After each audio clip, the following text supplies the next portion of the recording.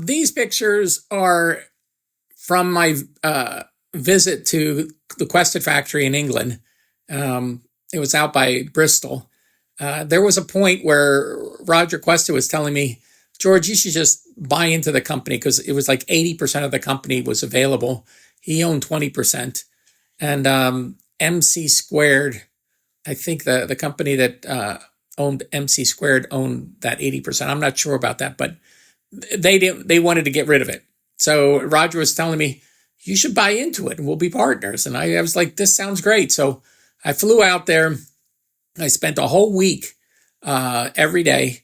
Roger would drive me to the factory, and I got to know, how he was doing things and how things were done. I mean, they've moved to a different factory now, but you can see from the pictures how all the parts that they had. And the second floor of the building was MC Squared and XTA.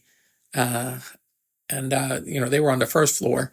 And you could see from the pictures, you could see some of the experimental stuff that they were working on. Roger was always tinkering with things.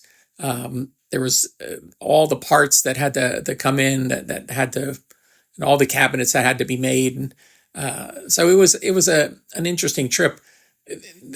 Roger kept on telling me, he says, it's just the price of an expensive luxury car. So he's telling me about for $100,000, you can buy into this company and own 80% of it. So I had the financing all set up. I flew out there and I was there every day, and I met with the people that owned the company, and, told them I was interested. I said, this could work. I even was making arrangements maybe to have some of the Quested cabinets made in the United States and the assembly made in the United States, just to kind of lower the costs on the stuff, so it wasn't all done in one place. But in the long run, they weren't interested in selling to an American. They wanted to sell to an English person with manufacturing credit. And what they eventually sold it to was an English guy that had no manufacturing. He was a marketing person. But there was a